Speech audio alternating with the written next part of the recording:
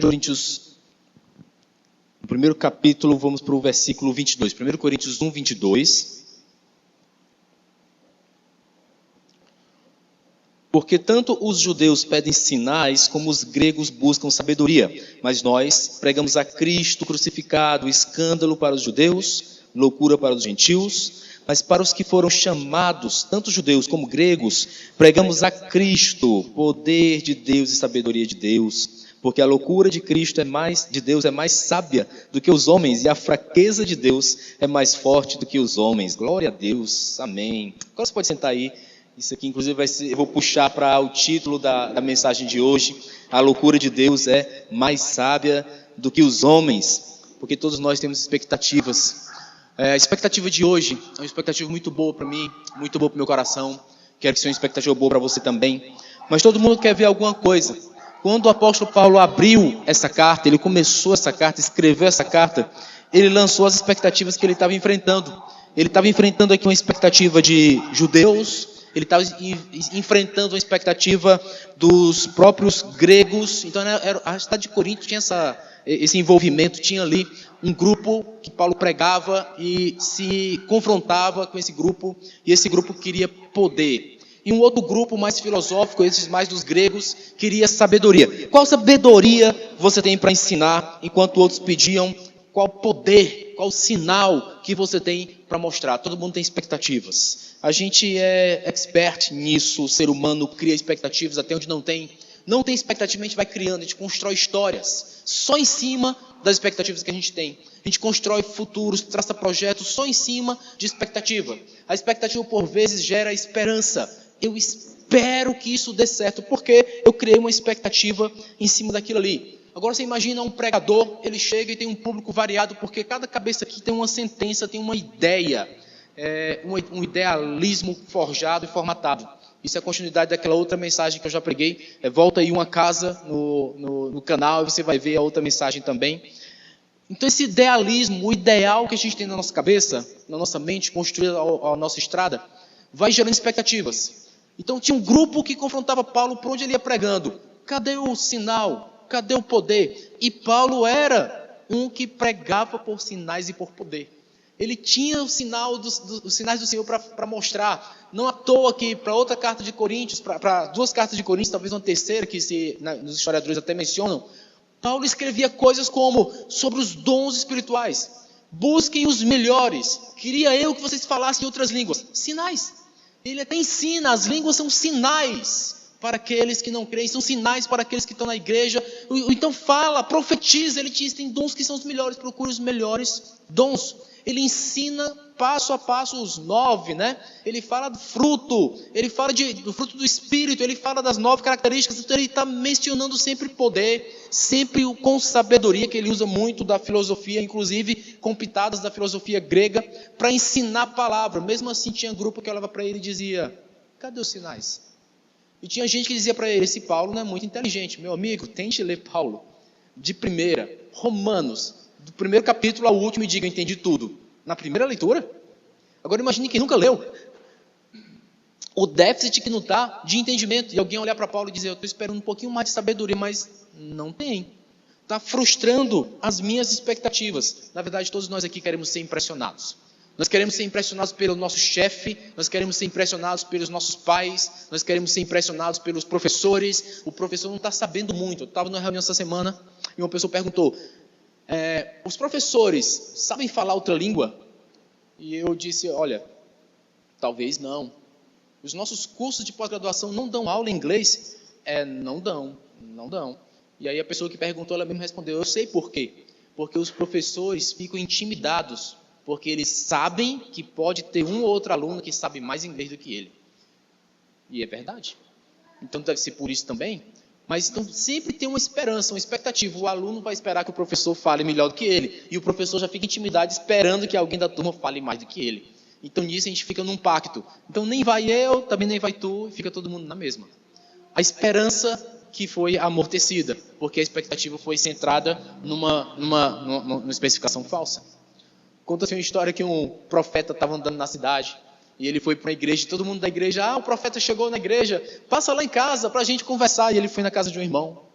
E aí o irmão recebeu ele. Olá, o profeta do Senhor chegou, o pastor apresentou na igreja, que bênção, o Senhor te usa muito. Sim, irmão, me usa muito, inclusive eu tenho uma profecia para você.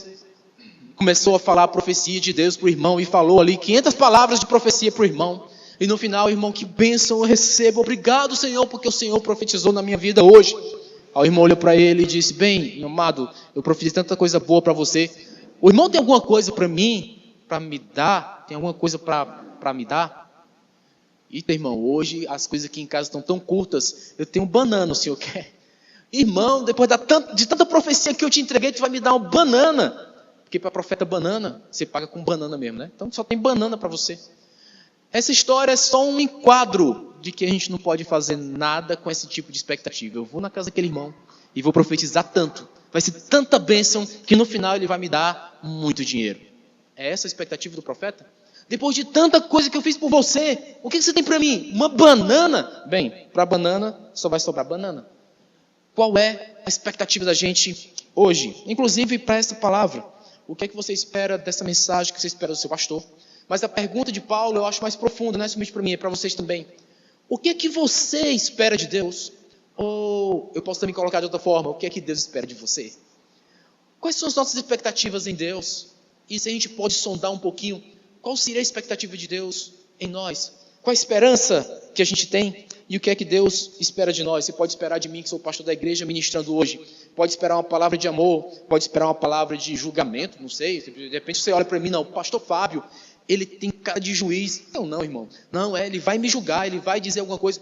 Uma revelação. Vai que Deus dá uma revelação para o pastor, e o pastor começa a desnudar a minha vida. Meu Deus, misericórdia, que vergonha. O pastor está sabendo de tudo de mim. Eu não estou sabendo de nada não, irmão. Deus só me falou que era essa mensagem que eu tinha que pregar. E é isso que eu tenho que fazer. O seu pastor vai te dar a expectativa de acordo com aquilo que ele recebeu de Deus. O seu chefe vai te dar comandos em acordo com aquilo que ele tem recebido da chefia dele. O professor vai te dar uma ministração de aula de acordo com a programação que já estava esperada. Então a expectativa vai ser resposta do alimento que você tem. Qual a expectativa que você tem para hoje? Qual é a resposta do alimento que você tem? A sua semana foi uma semana de oração, você espera alguma coisa nova de Deus hoje, porque você já sabe, Deus fala comigo em oração, então Ele vai falar comigo no culto também. Você leu a palavra, entendeu a palavra está falando comigo, porque você leu a palavra durante a semana toda, então você já tem a esperança, a palavra fala comigo. Quando chegar no domingo que a palavra foi exposta, vai falar comigo novamente, porque você já tem a expectativa, é seu costume. Você já está acostumado a palavra falar com você, a Deus falar com você. Então a sua expectativa não vai ser frustrada nisso. Não tem um ideal que vai impedir de Deus falar com você quando você tem isso na sua mentalidade. Então o que é que me prende esses idealismos? Forçam muros, erguem muros para impedir que você tenha um costume de ter suas expectativas supridas em Deus.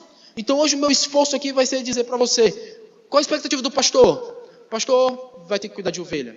Isso é uma expectativa boa? Isso é uma expectativa normal? Porque é assim que funciona. O pastor vai ter que servir a sua igreja. Tem um casamento para fazer aí, irmão? Eu vou fazer. Tem a apresentação do menino para fazer? Eu apresento. O pastor está para isso também. Pastor, visite minha casa. Visito. Vou na sua casa, faço oração e no final nem peço banana. Nem preciso me dar banana. Eu estou indo lá para fazer o que Deus me chamou para fazer. Essa é a melhor ilustração que tem. Na pandemia, você sabe, teve muito problema emocional também. Pessoas ficaram amedrontadas, com medo, e desencadearam alguns problemas. E aí, eu abri um projeto na universidade para dar apoio para pessoas que se sentiam amedrontadas, sozinhas, algumas até depressivas. E a gente conseguiu ajudar muita gente. Um deles foi uma colega de trabalho da universidade, não estava conseguindo nem comer. Então esse colega estava com problemas sérios, ele enfrentava a situação com muito medo, com muito pavor. E eu me coloquei à disposição, eu vou na sua casa, você quer, você me receberia? Vou na sua casa orar. Foi eu, a pastora Aratuza, a gente foi e orou. A mãe desse jovem colega, né, recebeu a gente, e aí oramos por ele, conversamos muito, pregamos uma palavra para a ministração no coração dele, ele recebeu, se reforçou com aquela palavra nova. E ele disse para a gente lá que estava com uma grande expectativa. Que bom que o senhor veio, professor. Quem me conhece como professor. Que bom que o senhor veio, professor. porque trouxe uma palavra que me deu um ânimo novo. No final não teve banana, mas teve um suco, né? Um suco muito gostoso, por sinal. E aí estava lá, aquele momento, na semana seguinte, eu já estava voltando às atividades. Porque recebeu um ânimo novo por um serviço novo. Eu não fui pelo suco, eu não fui por um salário, eu não fui por nenhuma oferta.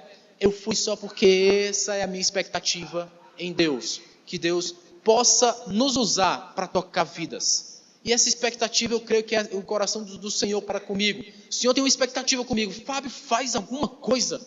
Eu estou fazendo. E qual é a expectativa de Deus com vocês? Será que você também não olha no espelho e de repente Deus fala com você, olha, faz alguma coisa. Está na hora de fazer. Eu sou obediente nisso. Se Deus pede para fazer alguma coisa, eu faço. Uma empresária me chamou, me convidou, vai na minha loja orar, fazer uma oração com os funcionários. Eu fui um dia, fiz oração com os funcionários. Ela pediu para ir outro dia e me fez uma proposta. Vem todo dia que a gente vai te dar uma oferta, porque eu sei que o seu tempo é valioso. Foi assim que ela falou para mim. Eu sei que o seu tempo é valioso, mas eu quero pedir para você vir todo dia, porque é muito bom esse momento aqui. E eu vou te dar uma oferta por isso. Eu fui, não pela oferta, porque como eu falei, eu vou na sua casa e não peço nada. Eu fui na casa de um colega de trabalho orar por ele e não peço nada. Eu vou na casa de todo mundo para orar, se você me chamar. Eu faço até uma agenda. Mas aceite uma coisa, eu posso ter uma dor de cabeça. Posso não? Eu posso tirar férias com minha família? Vez por outra. Posso. Pastor, eu chamei e o senhor está saindo de férias. Pois é. Às vezes, vez por outra, eu tenho férias. Vez por outra. Mas não se preocupe não, eu boto numa agenda. Eu vou na sua casa. Eu oro por você. Eu desconfio que eu já fui na casa de todos aqui. Eu lhe pedi alguma coisa para ir na sua casa? Né? Vale ticket do pastor, né? Pague e eu vou na sua casa. Não! Nunca teve isso. Mas esse empresário tem uma mentalidade. Eu reconheço que o seu tempo é muito valioso, e realmente é. Realmente é. Mas eu entrego, eu dou para o Senhor. O que é para o Senhor, é do Senhor. Eu entrego, eu dou para Ele. Então não é por trabalho, por dinheiro. Não trabalho por dinheiro. E você vai já entender onde eu quero chegar, porque Paulo usou isso para tocar pontos sensíveis das nossas expectativas. Que é esse o fundo do ensino que eu quero hoje. É porque eu estou muito sensível. E os meus pontos sensíveis eu apresento a Deus. E eu desconfio que quando eu passo por alguma situação, como eu sou ser humano, você também pode estar passando por algo parecido. E quando os nossos pontos sensíveis são tocados, a gente tem que derramar-se, a gente tem que se derramar diante de Deus, para que esses pontos sensíveis sejam completamente curados, que você seja então restabelecido.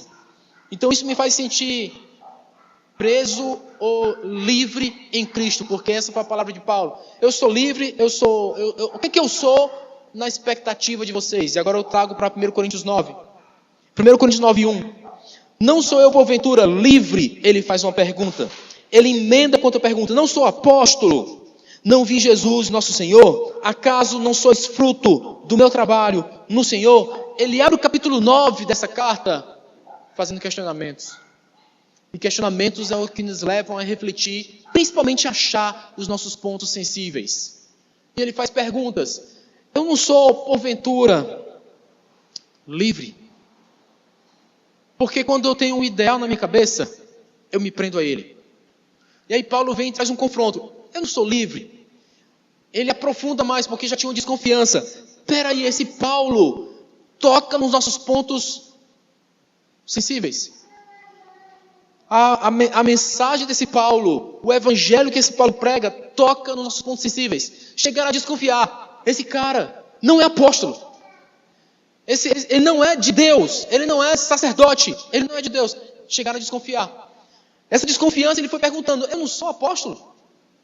Será que Paulo tem essa vida de Deus que ele diz ter? Aí ele pergunta, eu não vi Jesus, o Senhor? Eu não vi? Ele começa a levantar as mesmas questões que eles estavam levantando entre eles. Vocês levantam questões entre vocês, aí Paulo diz, eu vou levantar também. Eu não sou. Aí ele diz, pode não ser para muita gente, mas para vocês que têm relacionamento comigo, ele escreve para os coríntios, né? Vocês são fruto do meu trabalho. Então o que eu trabalho, eu trabalho. Tudo bem você dizer, não tem cara de apóstolo, mas você não tem como não reconhecer. Era o que Paulo estava dizendo. Eu trabalho. E se o meu trabalho deu algum fruto, São vocês. É que nem nós aqui. Vocês são fruto do nosso trabalho aqui na igreja. Porque, na verdade, vocês são o trabalho da igreja. Quando vocês vêm para a igreja, é o trabalho da igreja. Convoca a oração, é o trabalho da igreja. Toda vez que você está presente nisso, você é o trabalho da igreja. Então, você é um fruto disso. Então, não dá para um de vocês dizer, o pastor Fábio, o pastor Aratuza, eles não trabalham no evangelho. Ué, você é o fruto desse trabalho. Então, como é que não daria? Você mesmo está depondo contra si mesmo, né? Não daria. Foi isso que Paulo colocou. Não tem jeito. Eu vou combater esse ideal na mente de vocês. Vocês são fruto do meu trabalho. Foi assim que ele combateu. Mas esse ideal na mente desses discípulos, dessa igreja, era mais profundo que isso. Porque eles tinham um ponto sensível que Paulo tocava muito. E ele fazia de tudo para tocar. E ele dizia, tem grupos que pedem o poder. Tem grupos que pedem a sabedoria. Cadê o poder, a unção? Cadê a inteligência, a mensagem, aquela que é bem estudada? Cadê? E Paulo dizia, o problema de vocês não é isso. Não é querer o poder. Não é a sabedoria. Sabe qual é o problema de vocês? São os pontos sensíveis. De Coríntios, ele sabia qual era o ponto sensível. O ponto sensível dos coríntios era dinheiro. Pastor, mentira, verdade. Capítulo 6, dessa mesma carta, ele começa a dizer, vocês sabem, vocês querem usar um argumento, que era um ditado popular, na verdade, está no grego. Era um ditado popular. Tudo me é lícito, era um ditado popular. Então, para tudo que vocês fazem, vocês dizem, mas tudo me é lícito. E é por isso que Paulo abre o capítulo dizendo, eu sou livre. Porque se alguém disser eu sou livre, eu posso dizer eu sou livre, inclusive para tocar nos pontos sensíveis. Eu sou livre porque eles dizem isso para tudo. Tudo me é lícito. Aí Paulo escreve, tudo me é lícito, mas nem tudo me convém. Entendam, Paulo estava dizendo isso para os discípulos dele. Entendam, tudo me é lícito, mas nem tudo me convém. Não é conveniente. Você acha que não é verdade? Capítulo 10, ele fala de novo. Vocês vivem dizendo, tudo me é lícito. Aí ele emenda novamente, mas nem tudo me convém. Por 2 vezes nessa carta, Paulo é flagrado repetindo o mesmo ditado popular. Tudo me é lícito. Mas antes ele confronta. E eu sou livre? Para vocês tudo é livre. Mas eu sou livre? E ele começa a levantar essa questão. Livre de quê, gente? O que Paulo estava se libertando? Eu sou livre, eu posso falar. Então ele estava preso a alguma coisa? Ele estava preso às diretivas da vida dele. Porque tudo que você coloca como sendo o modelo ideal, esse modelo ideal vai te prender a ele. Eu tenho que seguir esse modelo ideal. Então, o que é o modelo ideal? Para os filósofos que moravam nessa cidade, os discípulos que estavam dentro da igreja, o modelo ideal é, tudo me é lícito. E Paulo estava dizendo, tem coisa mais importante a você se fiar. Você tem que se atar a princípios mais importantes do que isso. Esse tudo me é lícito está dando o barco furado em vocês estão afundando. Tudo me é lícito, mas nem tudo me convém. Porque o que vai me frear é a diretiva mais importante. Quando eu era criança, eu tinha álbum de colar, figurinha. Álbum de figurinha. Tinha álbum da Copa, tinha álbum de figurinhas da Amazônia. É mole essa, mano? Mas eu tinha. Porque era uma febre na minha geração. Hoje parece que ainda tem, mas não é tão febre assim, né? Quer dizer, no ano passado teve que foi Copa, né? Na Copa eu acho que rolou. Eu tinha um que era de um filme.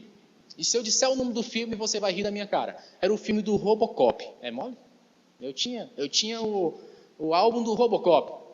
Meu pai comprava os sachêzinhos de figurinha, e eu colava tudo, trocava com os amigos, até que eu completei esse álbum. O Robocop, quando lançou o filme, era da década de 80, mas eu não sou tão velho assim, tá? Eu era criança nessa época, por isso que eu fui lá pro filme. Mas depois o filme foi regravado lá em 2000 e alguma coisa, 2010, 2014, alguma coisa assim. Era o policial do futuro. Era o policial que ele era programável.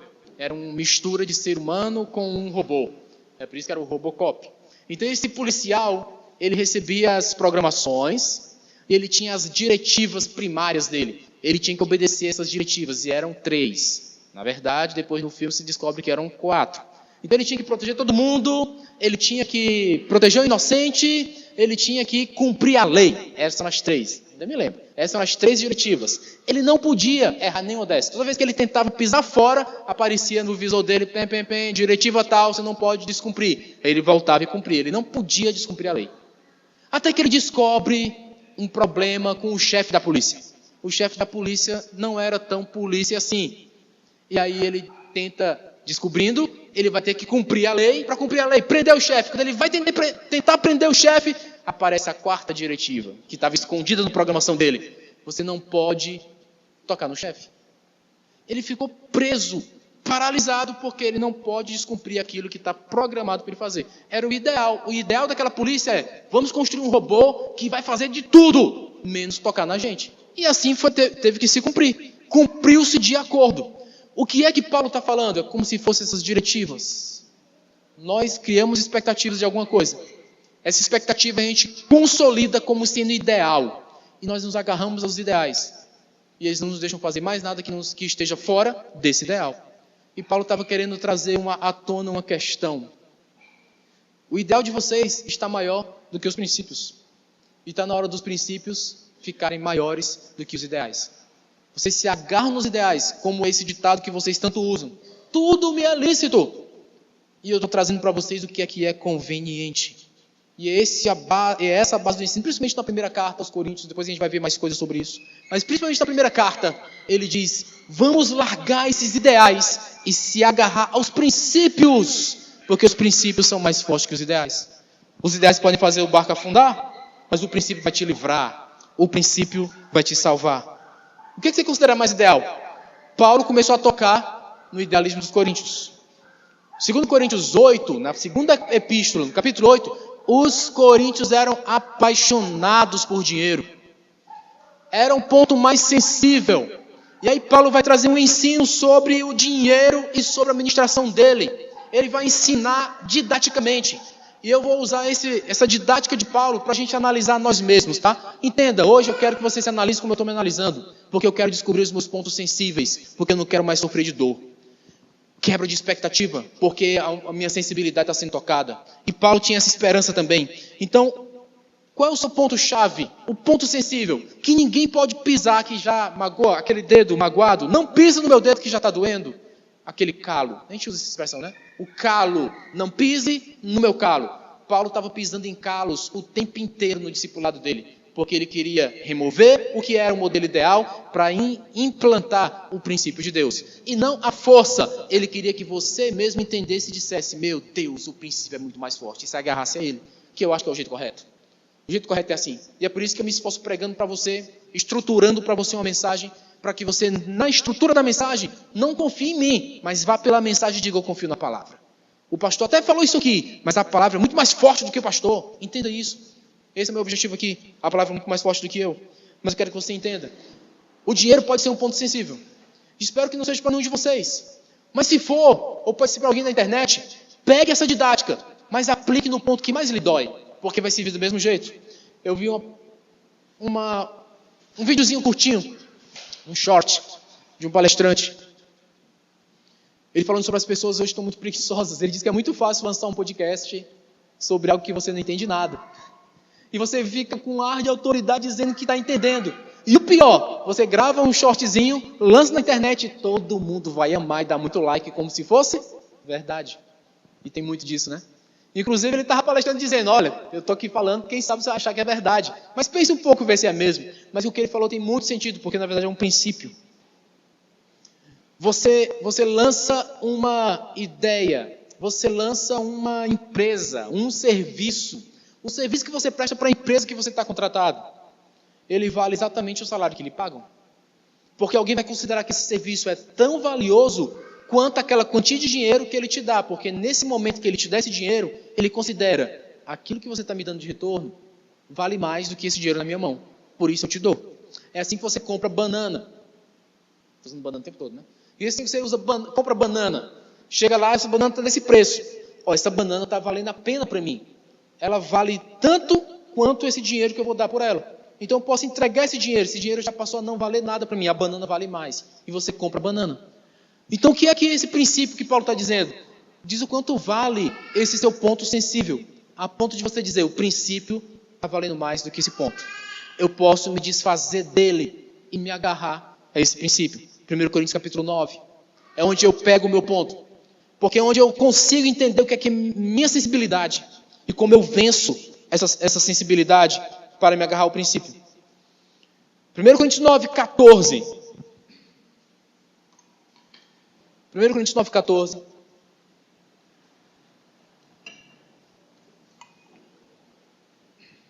Assim ordenou também o Senhor aos que pregam o Evangelho, que vivam do Evangelho. Eu, porém, não me tenho servido de nenhuma destas coisas, e não escrevo isto para que assim se faça comigo, porque melhor me fora morrer antes que alguém me anule esta glória. Se anuncio o Evangelho, não tenho de que me gloriar, pois sobre mim pesa essa obrigação, porque é de mim se não pregar o Evangelho. Esse cara escreve desse jeito, filosoficamente, vai procurando uma palavra bonita, procura outra, encaixa todas elas. E se você não lê o contexto inteiro, parece que ficam ideias soltas, mas é tudo bem amarradinho, irmão. Tudo bem amarradinho.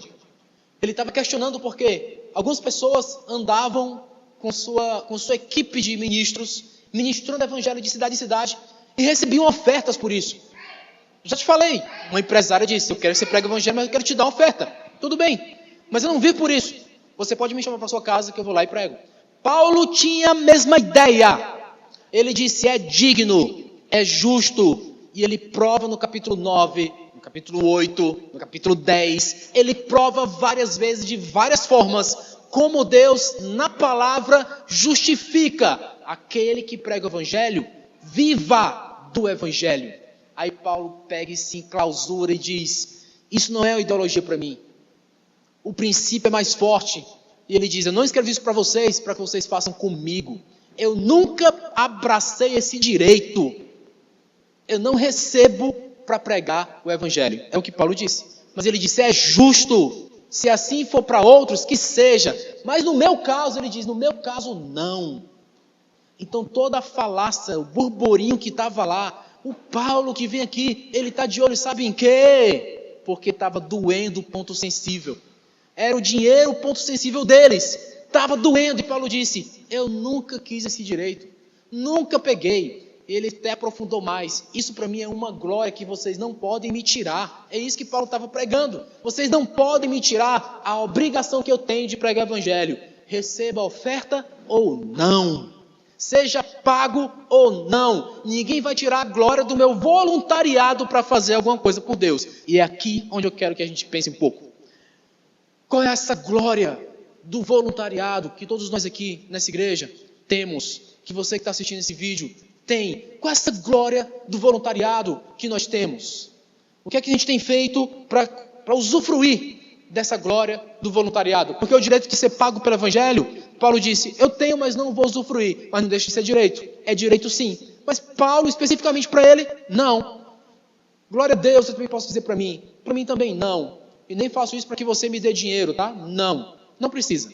Se você entender que, Deus tem um chamado para mim, eu quero ofertar no Evangelho, oferte. Mas a questão aqui não é por isso que fazemos isso aqui. Nós temos uma glória pela nossa obrigação. Eu sou obrigado a pregar o Evangelho. Espero que você também seja. Espero que você escute esse chamado do Senhor. Espero que você escute Deus dizendo, você está no reino? Tá, vai trabalhar por Ele. Espero que Deus fale com você assim. Espero que essa não tenha sido nem a sua expectativa hoje, mas que Deus pegue e remova ideais e coloque no lugar esse chamado. Você vai trabalhar pelo Evangelho. Essa vai ser a ideia na sua cabeça. Não envolve um ponto sensível. Qual é o ponto sensível? Qual é o ponto sensível que você tem? Se for o dinheiro, pegue esse detalhe de Paulo. Paulo disse, eu nem preciso do dinheiro de vocês. Qual é o ponto sensível de vocês? Que você mais tem expectativa? Se Deus suprir essa expectativa, então que Deus venha e mova em cima de você, remova o ideal, mas ponha o princípio. Quando o princípio chega, chega tudo. Paulo levou coletas de dinheiro dos coríntios para Jerusalém. O ponto sensível dos coríntios começou a mudar. Eles começaram a ofertar, iam ofertas até para Jerusalém. Por quê? O ponto sensível foi tocado pelo princípio. Você crente que está me ouvindo, você crente que está aí no canal, está ouvindo tudo, crente, qual é o teu ponto sensível, crente? Que é tão idealizado que não pode ser removido. Qual é o ponto sensível que dói mais? Não toque nisso. Como é que a gente fala? Agora me fugiu a expressão, mas não fale sobre isso.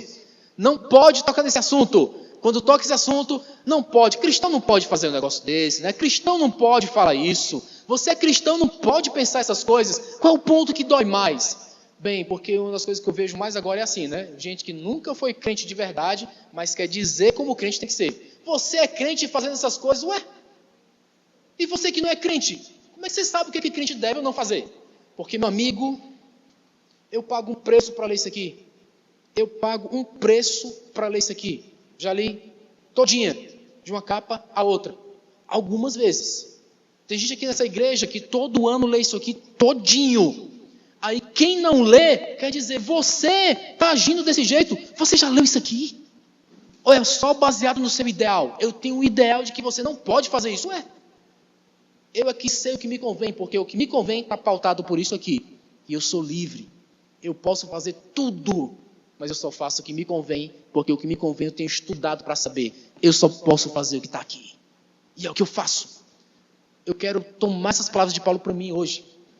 E eu queria um pedido só, que você também pegasse para você, porque eu acho que isso pode mudar muito, muito o nosso próximo passo. Pode mudar muito o nosso futuro. A próxima meta, a próxima andada, a próxima estrada, a próxima milha, pode mudar muito se a gente tirar o que é cristalizado de ideais e nos apegarmos ao que realmente é princípio. Tem me doído muito, tem se tocado muito o meu ponto sensível nesses dias. Porque uns querem poder, outros querem a inteligência. É inteligente o bastante? Tem sabedoria o bastante? Ou outro, tem unção o bastante? Judeus querem sinais, os gregos querem a sabedoria. Mas a única coisa que eu tenho para dar para vocês é o Cristo crucificado. Foi o que Paulo respondeu e é a minha resposta hoje também. A única coisa que eu tenho, irmão, não é inteligência, sabedoria, não é unção, poder de Deus, né? Soltar raios pela mão, não é isso. A única coisa que eu tenho é Cristo crucificado. Que Paulo tão sabiamente disse, parece loucura para uns, mas a loucura desse evangelho do Cristo crucificado, que é maior do que qualquer ideal, esse Cristo crucificado que parece loucura, é mais sabedoria do que os homens têm. É mais poder do que os homens podem ter. Isso aqui vence tudo. Hoje eu anseio muito que a gente saia daqui com uma coisa difícil de engolir, sabe? Eita, parece que hoje foi difícil de engolir. Eu queria muito. Expectativas? Eu tenho uma. A minha expectativa é que eu tenha falado alguma coisa que você não aceitou. Só para que essa palavra se confirme. Só para que essa palavra seja exatamente o que ela é. Porque ela é isso, ela é tocar em ponto sensível que diz, não pode ser. Quando eu me converti, eu ouvia música de cada tipo de música eu ouvia. Misericórdia da minha vida. Eu era muito depressivo e eu ouvia músicas depressivas. E eu tive uma luta tão séria no meu quarto, lá na casa dos meus pais. Eu fui dormir quase 4:30 da manhã, nessa noite. Que eu fiquei incomodadíssimo. Se eu escutava as músicas que eu estava tão acostumado, ou se eu não escutava as músicas que eu estava tão acostumado. As músicas que tocavam na igreja, até bonitinhas, mas nem se chegava perto da qualidade das músicas que eu ouvia. Os caras tocavam muito, o som era maravilhoso. E os caras da igreja, os irmãos da igreja se esforçando para trocar as notas, e o som não era lá, essas coisas todas. Eu ficava comparando e me doía. Fiquei lutando comigo mesmo até 4:30 da manhã, para decidir, meu amigo, que tipo de música eu vou ouvir na minha vida, se eu agora sou crente. E eu fiquei brigando com isso. Hoje eu sei que tem gente que nem luta com isso, não está nem aí, ou escuta qualquer tipo de música. Tá, é o seu momento, você é quem sabe o que é que lhe convém. Aliás, né, tudo me é lícito, né? Você sabe o que é que lhe convém, mas para mim não convinha mais aquele tipo de música. E eu fiquei lutando comigo mesmo só para dizer, Fábio, esses ideais não te servem mais. Esses ideais não são mais para ti. Seu ideal mudou. Desde então, meu amado, desde aquele 4:30 da manhã, nunca mais. Nunca mais. Só louvores ao Senhor. Eu já disse várias vezes para a minha igreja, você que está me ouvindo aí, eles aqui todos já sabem, mas eu digo para você, que esse aqui é o seu primeiro vídeo que está assistindo da gente. No meu carro só toca louvor. É por isso que as minhas filhas, quando vão tomar banho, e elas tomam banho demorado, meu amigo, não é brincadeira, elas cantam o CD do carro inteiro. Né? Cantam o louvor inteiro, um atrás do outro, mas só cantam louvores, porque é a música que elas conhecem. Porque lá em casa é a música que todo mundo conhece. É essa, nunca mais. Removi esse ideal da minha vida e agarrei-me com os princípios. Que tem alguma coisa difícil de engolir hoje? Porque para mim tem muitas. Você não sabe como está difícil engolir. Tem muita coisa aqui difícil de engolir para mim. E isso está me mudando, está me melhorando. E é isso que eu quero de vocês também. Que tem alguma coisa difícil para que você melhore também. E você depois veja, meu Deus, olhando no espelho, meu Deus, obrigado porque o Senhor me salvou de mim mesmo. Isso pode mudar futuros. Isso está mudando meu futuro, tenho certeza. É por isso que está doendo tanto, porque muda o futuro.